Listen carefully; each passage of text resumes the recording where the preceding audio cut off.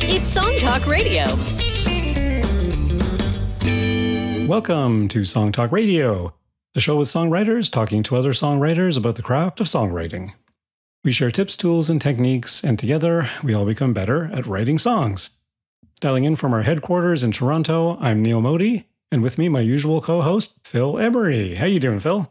I am very happy because I'm very healthy. Heather came home last week from a trip and developed COVID, and I've somehow managed to not catch it. So it is possible. You have to take a lot of precautions, but I did. So she's over COVID, and I haven't got COVID. So nice. Yay me! Yeah, awesome. Well done. all that wiping and hand sanitizing pays off, doesn't it? That's true. Masks, and it does help having a couple of bedrooms. So right, not breathing over each other the whole time. Yes. Oh, great. Here. And for everyone else, please send your comments and questions to @SongTalkRadio on Facebook or Instagram, feedback@songtalk.ca for the email, and we'll share your thoughts on the show. And please visit songtalk.ca to see the show post for this episode, find links to resources we mention, and to download lyric and chord sheets to follow along with the songs that we feature. Tonight, we're very happy to welcome Canadian singer-songwriter Alex Whorms back to the show. How you doing, Alex? I am very well, thank you. Thanks for having me again. Yeah, great to have you back on the show. This has got to be like your 5th, 6th time on the something like that for sure. Like that. Yeah, becoming one of our favorite, most featured guests. I mean, you're one of my favorite shows for sure. Awesome. So it's mutual. Yeah, great to hear that.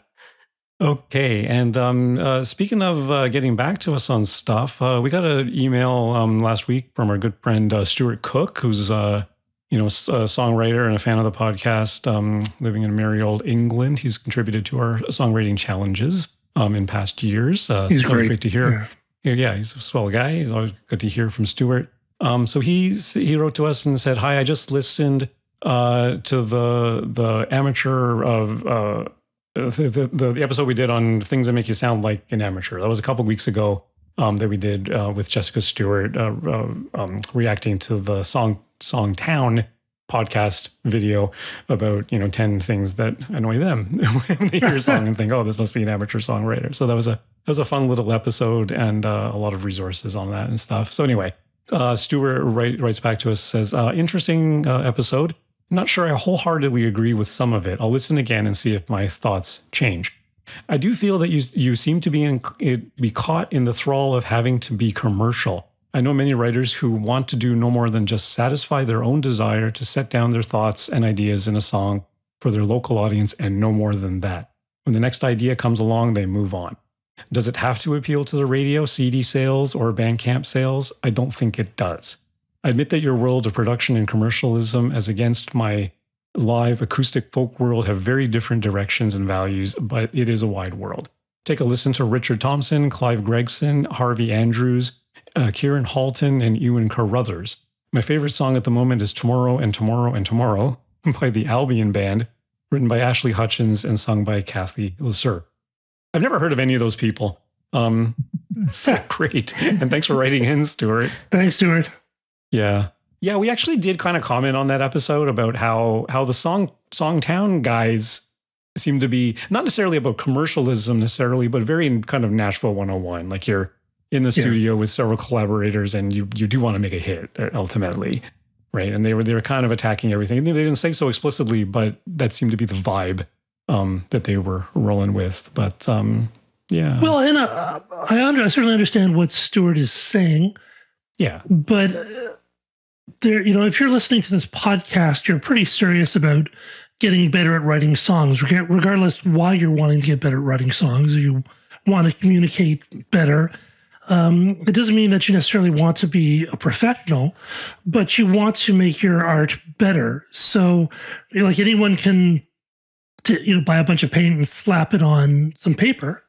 But sometimes taking a course on basic composition helps you get where you want faster and more efficiently, and you actually get better results. It doesn't mean that you're going to be professional. It's just getting better at what you do. It's like learning how to play your instrument. It's But yeah, I mean, definitely Songtown is very much about writing on demand, and they're very focused in that kind of world. But there's nothing wrong with just doing music for the joy. And I think that's where I am at this point in my life. I'm not trying to write or being in a band or anything. So things change, and nothing wrong with just doing it for yourself. But it doesn't mean you can't get better.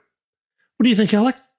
I think I have to go and listen to this episode, because this is a really interesting topic to discuss for sure. And I wholeheartedly agree with you. I think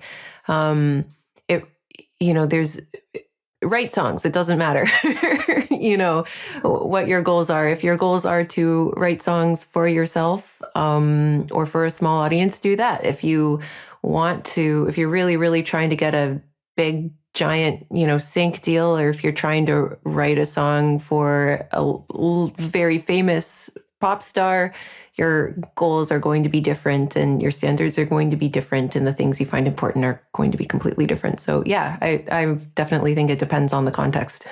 Yeah, for sure. And one of the things we mentioned on that podcast too is the whole term amateur, right? Like what does that actually mean? And like I've kind of, the last few years, I've kind of adopted this moniker of passionate amateur, right? Because I'm an amateur in the sense of I'm not making very little or close to nil money from music. It's not my main hustle. So it's fine just to write it for myself, and I'm in a band and all that sort of stuff, but we just do it, for fun mostly.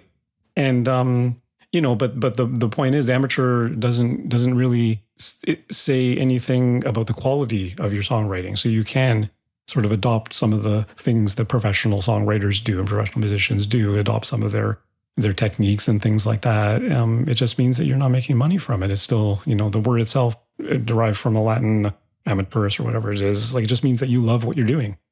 And if you love what you're doing, you're an amateur. It doesn't mean that the quality of your stuff is less. It means that you're passionate about what you're doing. Yeah. Yeah, no, and people always come to me like at shows and stuff, like people who have heard me and my music maybe for the first time, and they want to say hi. And I get a lot of people going, oh yeah, well, like I write a little bit, or I used to play an instrument and I'm not as good as I'd like to be anymore. And, making all these excuses as if they have to apologize for not pursuing music as a career. And I always say, like, no, that's great. Like, keep, playing your little bit of piano, or like whatever it is that you're doing. There's no reason to feel apologetic about what, even the pros are not making very much money, most of us, on music anyway, right? So I feel like everyone should be able to very proudly say, I'm writing music, and that's wonderful. That's my attitude towards it anyway. Okay. We're all trying to get better. And like we like to say, especially at our meetup group, like we're very much about the craft. We're about, we're never there to say, oh, your song's never going to make it on the radio. We don't care about that, right? We just care about, are you reaching your audience? If that's one of your goals, what are you trying to do with your song? And let's talk about it. And that's all. And there's no, we as the host, we're not like the jury or anything like that. We just open it up to the group, and everyone provides feedback. And, that's what we kind of try to do with this podcast too, is just focus on what makes the song tick. That's all we really care about. And there's it's nothing so wrong fun. And there's nothing wrong with getting better at what you do. That's really what this is just a way of getting better at writing songs. That's literally our mission statement. Yes. Yeah. Exactly. And what a worthwhile mission it is. Yeah. Yes. Yes, absolutely. Yeah. Okay. And speaking of ways to make your songwriting better, another heads up about our songwriting challenge. To write a song in an odd time signature, that's our challenge this year. Please send in your songs to us by November the 10th, 2025. Send an email to feedback@songtalk.ca.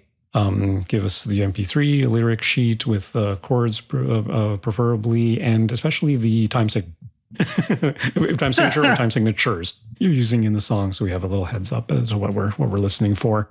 And a little paragraph about, what you went through with the songwriting challenge and how you tackled it and all that stuff. And we'll read your narrative on the air and play your song on the air and talk about it a little bit. I know you've contributed to our songwriting challenge in the past, Alex. I think the Christmas ones. Have you ever played around with odd time signatures in your pop songwriting? You probably have in your film work, haven't you? Absolutely. Yeah. And I think I can't, there are a couple songs, I could push it further in my pop songwriting for sure. And I really, really like 11, actually. Something about 11 is really satisfying to me. 11/4? Yeah, well, anything like or like 11/8 or like where the pulse is in. I really like that. I also really like. I mean, 7 is nice too. There's 7. There's something about 1, 2, 3, 1, 2, 3, 4, 1, 2 that just feels really good. And there's a song that you probably the artist. There's an artist named Kuri, Kuri. Who one of my favorite songs ever. It's called Everyone's Tired. It's not a big hit or anything. It's an indie release in 7. Oh, it's one of my favorite songs. You should check it out. I love that song in 7, and it's perfect. It just the rhythm shifts, from 3 to 4. It's such a small change, but it's consistent, and something about it just feels really, really good. So I think this is a challenge I should try because you almost don't notice in that song, Everyone's Tired. You almost don't notice that it's not in 4. But it just means that, the beginning of each phrase is just a little shorter than you think it is. And it helps propel the song along without wasting a beat that I guess he figured he didn't really need. But yeah. Yeah. Yeah. And that's a challenge in and of itself, is to, in any context, odd time signature or not, but to do something weird and make it sound like it's not weird. I've definitely, one thing I do fairly often is occasionally, like if a song is in 4/4, occasionally have a bar of 2, in between sections just to get there a little faster. Yeah. Yeah. Which is just being intentional about it, right? And saying, I want the energy to change a little bit here. Let's insert a 2/4 bar and go. And that's a good way to start playing with odd time signatures for sure. Yeah. Yeah, and in a way that helps you feed that pop algorithm and shorten your song a little bit. To be good, There's always that. Yeah. I don't think I've ever done that, actually. I should try that out. Yeah, I've certainly done it by accident. Even in one of the songs in my band, Base Shelter, I wrote it, and it was like, wait a minute. I inserted a 2/4 bar in the middle of, it's like the middle of the chorus. And I was like, because then I was trying to line it up in the dawn, and like things were off by 2 beats. I'm like, what's going on here? And I didn't even realize that. And then I'm the drummer in the band, and I have the hardest time with some of those fills because I keep forgetting it's a 2/4. Right. And did you find when you noticed that you had done that, did you decide that your instinct to have that 2/4 bar was the right choice, or did you go, okay? Because again, the energy was right. It was just natural. It just naturally flowed that way. The melody flowed that way, and it just worked better. Yeah, for sure. So I didn't like, we can't have a 2/4 bar. Right. And it's really cool when that happens. Like there have been times where, I've written everything, in 4 the whole way through, and then gone, okay, here I really only think I need 2 beats in between chorus 2 and the bridge. So we're just going to do a fill there and go right into it. And it feels good. But there are other times where I've accidentally done something like, well, not accidentally, but, I'm in a flow state with the writing and something like that just happens. And then I notice it later and realize it's actually better if I don't do it. So, it's always interesting. It really depends on, again, the song and your goals for the song and what you're trying to do. But it's super, super fun when fun little accidents like that happen and it turns out to be something cool. It's always that sort of thing where you just make something happen, like you said, not necessarily by accident, but unintentionally. Yeah. Right. And then you look at it again and go, well, what if I do adjust it and play with it this way, that way, and see what happens, and then your critical brain steps in and says, yeah, this is good, this is not so good, whatever. Absolutely, yeah. Okie dokie. All right, well, we look forward to hearing your challenge answer. Yeah, me too. I look forward to hearing to writing mine. Yeah, me too. Yeah, still do mine. But thank you to everyone. Yeah, thanks to everyone who's been sending in your songs already. We already received a few, and it's been great. So that's the problem when you have, I think, a deadline that's too far away. Yeah, it's almost like better we should just say, hey, it's due next month, and then you just scramble and get it done as opposed to worrying about it for 3 months. And that's what most songwriting challenges I've dealt with have done is like they're a month, sometimes they're a day or a week. You know, we announced this thing, in March, and it's September now, October. It's October now. It's October 1st. Yeah. So might be too much. It's a year-long challenge. It is. We do a challenge every year. Yes. Right. Yeah. And we talk about it early enough, and we have a resource page on the website, songtalk.ca. And there's lots of videos to go through. There's previous episodes where we touch on these things. There's even a link to every guest who's had an odd time signature and their song just happened to be, you can spend hours just listening to content on our website. Yeah. With all this stuff. And I have actually.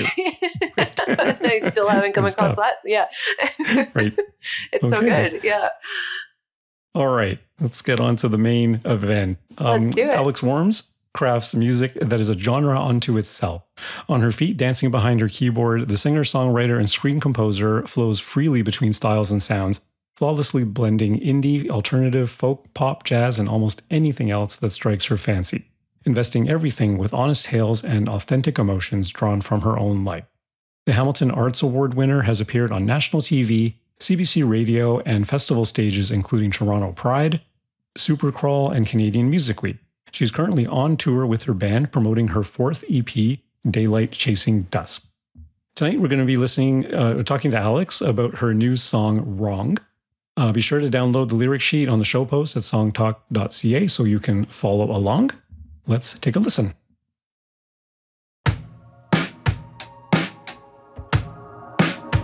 Let's sting a rain.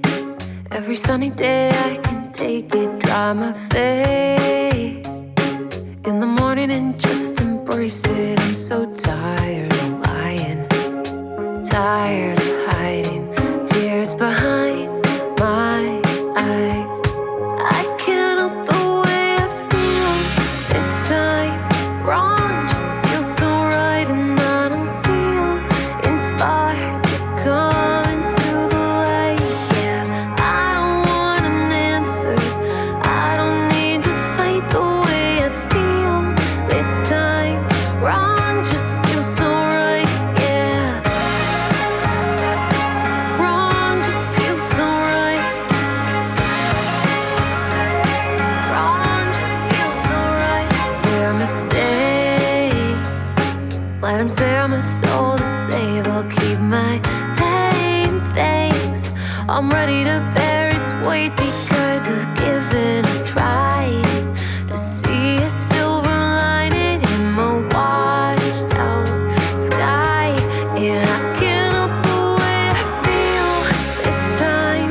Wrong just feels so right, and I don't feel inspired to come into the light. Yeah, I don't want an answer. I don't need to fight the way I feel this time.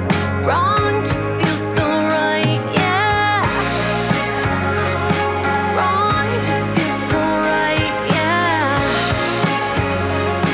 wrong just feels so right. All the waiting things, smiles, no more keeping it all in. Just to drown in the dark, playing girl up the mist. I'm no more saying I'm fine, no more lying by omission. I've gotta be real, so someone knows I exist. I can't help the way I feel this time. Wrong just feels so right, and I don't feel inspired to come into the light. Yeah, I don't want an answer. I don't need to fight the way I feel this time. Can't help the way I feel this time. Wrong just feels so right, and I don't feel inspired to come into the light. Yeah, I don't want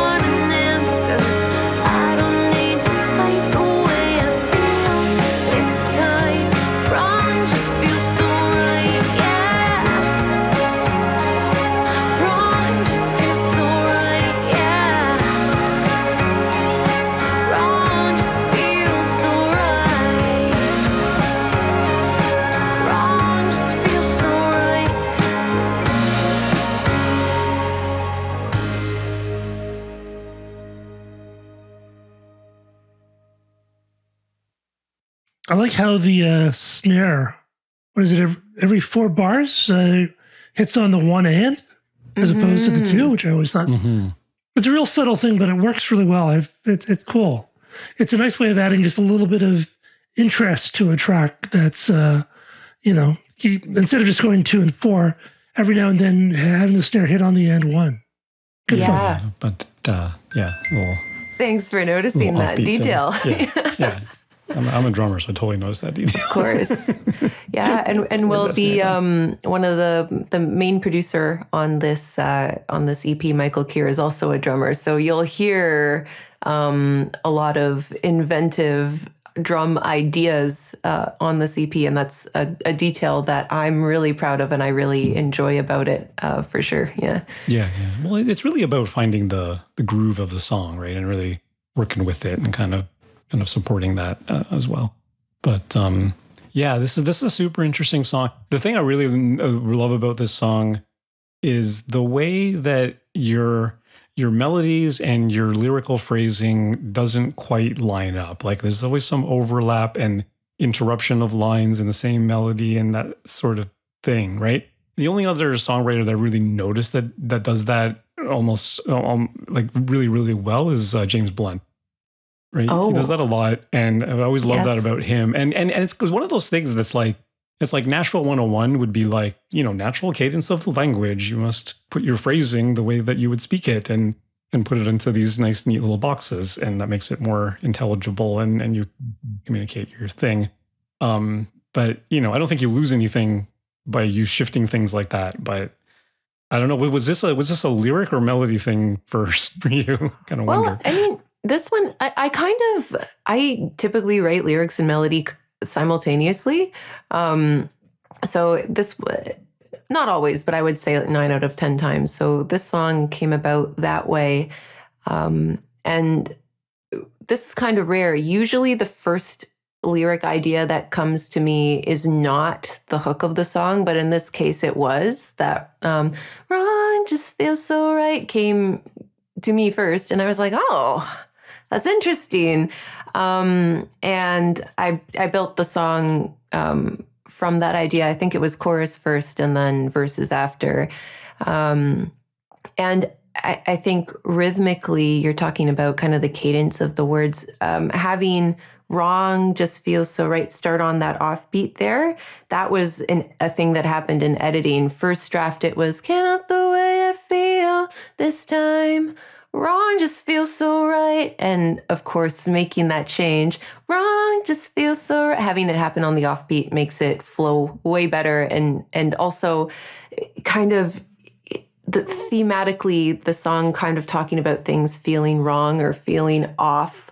I wanted to represent that in the melody and in the instrument parts as well. So things being like, half a beat off from where they would normally be here and there, things like that are very much, adhering to the big picture and the message of the song. Yeah.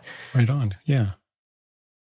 Yeah. I mean, the wrong, it feels so right part actually in some ways feels more stable than some of the other part. Like what I'm referring to is like, and I don't feel inspired to come into the light. Yeah. And I don't want an answer. You're not putting it, I don't feel inspired. Yeah. Like Logic would dictate, I don't feel inspired is one phrase, let's sing it as one melody. To come into the light would be another segment. Absolutely. Right? This sort of thing, but you're breaking it in an unexpected place, which just shifts the expectation a little bit, which I don't know. I just find that really, really cool. Thank you. Yeah.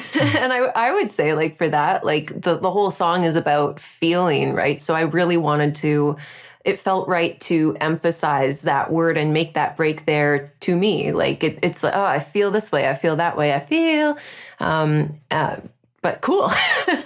Cool that you would think that. Yeah. Did the song go through a lot of changes in the writing process, or was it kind of a one and done thing? This one, I think in terms of melody, chord progression for verses and chorus, it didn't undergo a huge number of changes. Like lyrically, definitely. Lyrics are always the last thing for me to kind of chisel into making sense. I don't always know exactly what I'm trying to say until later on. And this song, it was like, so lyrically, it did go through a lot of different drafts. What actually took a very long time to land on was the bridge. I don't think I had a bridge until the morning of the session where we were recording the lead vocal, and that clicked into place, thankfully, like just right in time.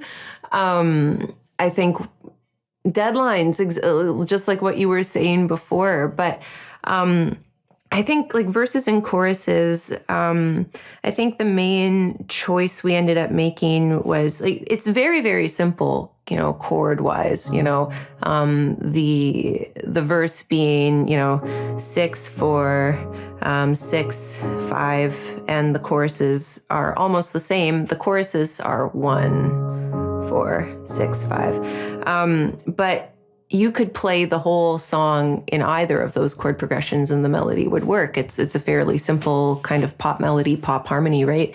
But one thing that, one choice I remember making was having the verses start on the 6 minor, so that they're a little more of the melancholy side of things in the song. And then the chorus starting on 1 was a deliberate choice, because the chorus was meant to feel like a release, like an accepting yourself kind of chorus. So message-wise, that was a thing. But yeah, with the bridge, I remember going through melodically a lot of different options because I knew I wanted the melody, every line to push the highest note a little further and a little further and a little further. So I definitely played around a lot with which note each line of the bridge was going to reach, to kind of sound the coolest, number one, but also like, could I sing it? So that was part of the bridge. And then, and even just, the words, like the line at the end of the bridge that I think really finally ties the whole song together. I've got to be real so someone knows I exist. Like that line, as I said, came a couple hours before we recorded it. And I was just, the idea came to me and I was just like, that's it. Like, that's the song. And it's kind of that line, and this song actually kind of really summarize like the whole EP as well. Like I came to the studio wanting to record this song, and the producer was like, wait, but are there more? So we ended up getting a whole EP kind of out from this one song. But yeah, so that's a very long answer to your question. But yes, there were edits, but it didn't, I think this final version compared to the very first draft, it's still recognizable as the same song for sure, just with some polish. Right. Yeah. And that's a terrific way to be. I mean, yeah. I do find it interesting. There seems to be a thing with you, Alex, about your bridge being like the emotional, musical high point of your songs. I've heard that from you a couple of times too. And again, it's something I realized maybe a couple of years ago now, about how a lot of my favorite songs, it's not the chorus, that's the high point of the song, it's the bridge. Right, where the bridge really amps it up and makes it super powerful, right? And then of course you drop down to like the quiet version of the chorus, right, which is the great contrast line. So yeah, another terrific thing. And it's interesting how, yeah, when you're really crunched for it, you just somehow push through and make it happen, right? Because sometimes you can come up with something that's just like, good enough. We have to record it this afternoon. Let's just do it. Exactly. But, yeah, I'm really great. This happened. There's one other song on the EP where a similar thing happened, where one of the lines, it was like, I guess it works. And then I, right at the last minute, had an idea, a different song on the EP called Wish. There's a line that actually became the title of the EP that I really love. Like daylight chasing dusk, I wish you wanted me. And it was just like, where did that come from? But like, that's it, right? So really, really grateful, because I think I'm such a sucker for like just a really good short lyrical phrase. And yeah, I feel really grateful that those ideas appeared right in time for these songs. Yeah. And it's when you're intensely like pondering it or whatever. But here's the real takeaway for this, for everybody out there writing songs, right? Like it's okay to settle temporarily, right? Like, okay, this is good enough for now. Maybe I'll revisit this later. Maybe it will be 5 minutes before I have to record it in the studio, like, or whatever, right? But in order to get to that level of so-called perfection, you do have to iterate through these, like, half-assed ideas and be like, it's not quite good enough. It's not quite good enough. But then it always takes that critical ear and that critical eye to look back and, a couple of days later and be like, yeah, you know what? That could be better. This part could be better. This line, not as strong as as strong as it could be. Let's try and improve it. But sometimes, yeah, that doesn't happen until like days later or weeks later or months later. You finally click and be like, oh yeah, that's what that line should be. Boom. And then it's fills the gap and you're like, okay, now it's solid. Mm-hmm. Mm-hmm. Alex, are you doing any kind of pre-production on these things before you're going into the studio? Because you sort of do a lot of just recording at home, but working with someone else, are you doing sort of pre-production and sort of kind of redoing it in the studio, or do you use your pre-production as the basis for what you wind up as the final? How's that working? Yeah, almost always. All the time. Because I think like everything you heard, like even that little motif that goes no no no no no no no no no no, that all kind of came together on my end. And so I definitely, actually, it would be really interesting to kind of go back and hear what my demos sounded like compared to what we ended up with in the fully produced version. But yeah, I really enjoy. I think actually one thing that didn't end up making the recording that was in my demo was that little melodic motif that you're hearing in strings and synthesizer in the track. I think in my demo, I did that with voices. I did like a big stacked vocal and I made it like an thing. And we didn't end up doing that in this version, but I really enjoy, I'm not ready to fully produce all my own music yet, but I've taken some producer training. Even last summer, I was in the SOCAN Foundation Equity X production level 2 course. So I'm not completely useless. I can do quite a bit. And I really find it fun. It's a really great songwriting tool as well. Because especially for me, I am thinking quite a lot ahead in terms of what the fully produced versions of my songs will sound like as I'm writing, because I'm trying to, keep building my career in this. So it's an important consideration for me.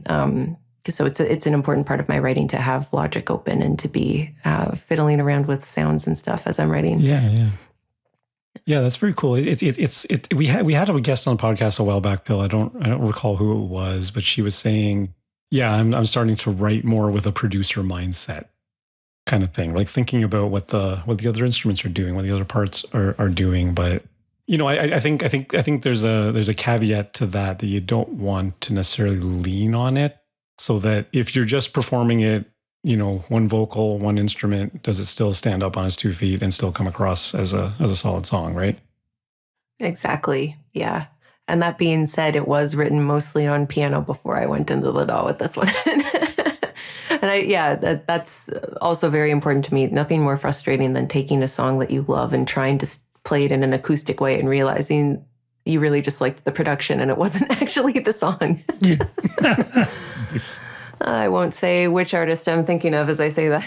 Oh, no. One of the great things about the home recording revolution is that I think most people who are just starting out are used to recording because they record at home all the time. Back before everyone had a recording studio at home, which basically we all do, is people would go into the studio and they would totally freeze up because they would be so freaked out because, I'm here for, like 8 hours and we have to get all these songs done. And I think now at least people don't have to worry about that because they're so used to recording at home that it's just not a big deal. I'll fix that and I'll punch it in or, do what I have to do. But people don't freeze up as much as they used to, I don't think. It definitely helps having the ability to practice for sure. I mean, I will say that I had a lot of trouble. I don't have trouble now, but when we were, again, I mentioned like trying to optimize that bridge melodically for my voice and for the song itself, I had a difficult time singing the highest note in the bridge in the studio at the time. I think just that another great thing about writing songs like this is the more you perform them, the more your voice kind of grows to be able to do it. But I think there was definitely, I felt a little bit of pressure, trying to nail that on the first day, and it did not happen the first day. Oh, really? So I think it's good to have the practice. It didn't prepare me for that part necessarily as much as I would have liked. Take the whole song and bring it down in tone. No, I would, because, well, I think that's the other thing, right? The verses are fairly low, so they are pretty low compared right? to the So bridge. Yeah, there's a really large range. Yeah, it just I knew I could do it because I was doing it at home and I was doing it live. And something about being in the studio, I was in my head, and we were doing this massive project, and we wanted to get it done, and so funny things can happen. It's all completely mental, right? But yeah, we got there in the end. I remember when we got the take; it was very exciting. Yeah. Yeah, it's and sometimes you go into the studio and it's just not happening, and you can bash your head or you can just go home, and sometimes it's the best thing to do. Mm-hmm, mm-hmm. Yeah, for sure. Yeah, and what you say, Phil, I think is pretty true. A lot of artists are used to the recording process and what it involves and stuff like that. I've done some producing too, and I can think of one client I had early on too, who was his whole life. He was a little bit older than me, and he was used to just playing with his acoustic guitar and singing. That's all he ever did. He never turned on a tape recorder as much, right? And when I got him into the studio, it was a bit of a learning process for him to sort of get used to the process and how to work with a click track and how to, all those sorts of things that you're not used to. But you're right, Phil. Like a lot of people that have studios in their homes now, you can practice to it and fiddle around as much as you want before you go into a studio proper. Which makes me wonder, like, Alex, like why you would book a session with a studio when you hadn't finished writing your bridge yet.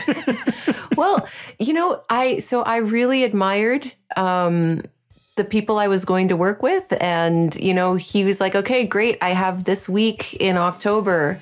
And I was like, okay, great. So I just really wanted to, again, me being, an emerging artist and trying to make good connections and make a good impression on people and be professional. I knew that week was available and I wanted to make it happen. And thankfully, everything worked out in time, and we did it. In some ways, it's a self-imposed deadline, but it's still a deadline. Got to get it done, right?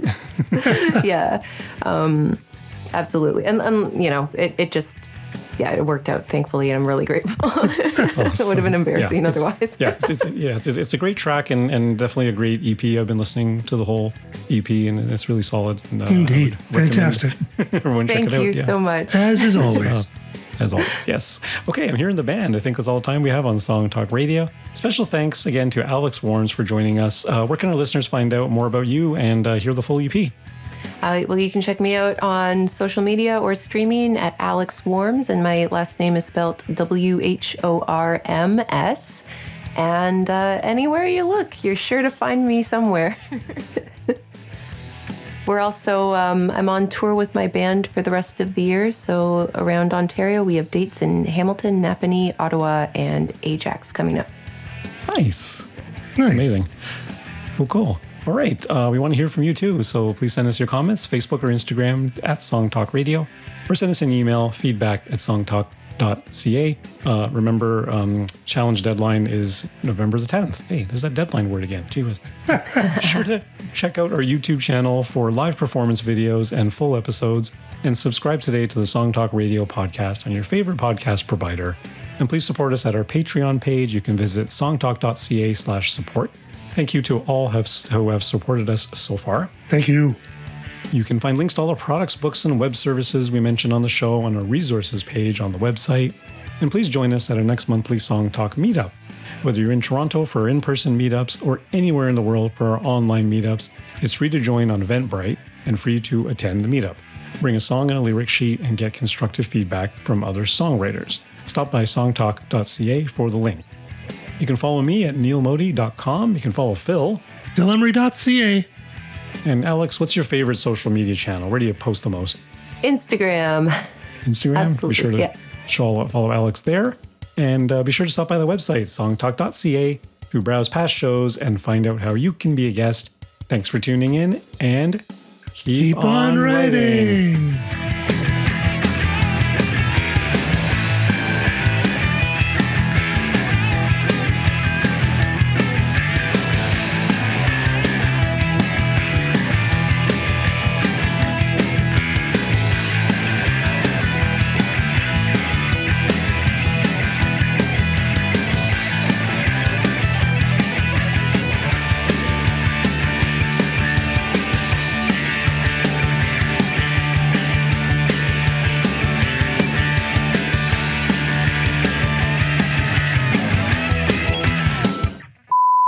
Great stuff. Cool. Awesome. Thank you so much. Yeah, thanks for being on again. You know, anytime. there's so many people, actually artists, who actually don't have any songs when they go into the studio, and they actually just write in the studio. That's They what do. it used to be done, supposedly. Yeah. I mean, yeah, that's a lot of. I mean, I've done I did a writing camp for the first time at Universal Music earlier this year, and we were writing in the studio, but we weren't and making demos as we were writing, but not to be released necessarily. It was specifically to write songs and then figure out what to do with them later. It was amazing. It was so great because we were working in groups of 3. And so 2 people were more focused on the songwriter, and the third person was focused on producing the song as we were writing it based on what we were writing. And you had a fully produced demo at the end of every single day. It was incredible. And I was I still feel if a Carole King staff songwriter job still exists, which I'm not sure that it does outside of maybe Nashville, I would drop. I would not need to play any live anymore. I just want to do that all the time, every day. That would be pretty awesome. Seriously, yeah. Yeah, like That'd be nice. I know the Roxy Music album Avalon, which some people think is one of their best in some ways. And I was completely done in the studio. They had nothing going in. They just, came up with stuff in the studio. So it is, a lot of people do it. I guess you have to have enough of a budget to be able to do it. But Definitely. Yeah. But like we're saying, everyone's got a studio at home, so you can get a certain way there. that is true. And presumably, you can do a pretty full-on demo, with all the instrument tracks and things like that. Even if you're using virtual instruments and stuff, it can be replaced by real musicians later on, but it's still the same ideas, the same, you can work out all your stuffs, all the little details. Yeah. I like this idea. So where I'm at right now, I've finished. They just need mastering now. There's 2 songs done for my next album, and I'm hoping it will be full length. But I haven't picked what the other songs are going to be, and I think some of the songs have definitely yet to be written. And I've got 2 songs that I feel are my best 2 songs ever, because obviously you keep getting better at writing as you go, and I'm really excited about them. And I'm kind of going I don't want to wait to release these until I have 10 more, but maybe if I can do 10 more, just say 10 days, 10 more songs, let's go. Yeah. That would be a really cool thing to try. Yeah. Absolutely. I like this idea. Yeah, people seem to do it. For the band I'm in, Bay Shelter, I've kind of fallen into de facto producer role just because I'm doing it. And and the way we're doing this recording project of ours, I literally started with our best live take that we recorded the whole song for, mapped out a tempo map for it in my DAW, laid down just blocky chords on the piano because I'm a piano player, overlaid that with a virtual acoustic guitar. Threw in, one of the songs I even threw in one of the guitar licks from the live thing just to have it in there, just so we know where it is. And then I threw on a virtual singer as well. and a drum loop, right? Yeah. And it's like, here's our map. Here's everything. And then I just send the whole session file to our bass player. He recorded the bass parts at home, sends it back. I get the singer in the studio and do the thing here, get the guitarist, and then this is where everything is. You'll have it all mapped out, and it makes life so much easier. Especially when you hear even before the vocals recorded, we can still record drums, we can still record bass, guitars, everything, and then the singer's last thing, fine. It's all good. Love that. Yeah, that's amazing. Yeah. Works well. It works really well. I'm finding it really, really productive that way. Like it makes everything just clear. Yeah. Mm-hmm. Yeah. All right. As per usual, we'll probably get this out on Monday or Tuesday or something, and we'll send you an email and share it with your folks. Great. I will. And, yeah. Cool. Thank you so much for having me again. Great stuff as always. Thanks for coming on, and good luck with your tour. Thank you. Yeah, See if have a I great can time. write some odd time signatures while we're in the car with the band. That would be fun. Yeah. You know, a little portable drum machine on your phone that'll do odd time signatures. Oh, yeah. Well, That's true. Megan will I'm sure we'll come up with something on the dashboard. Well, Yeah, exactly. Whatever works, whatever gets you there. All right. Thanks so much. Have a great Awesome. evening. And All yeah, right. we'll talk soon again. I'll keep listening. Take care. Okay, and be sure to Bye. shoot over your wave. Oh, and file. I'll send you this wave. Yes. Yes, please. I will do that. Okay. Okay, all right. Take care, Alex. Take See you care. soon. Bye. Bye-bye.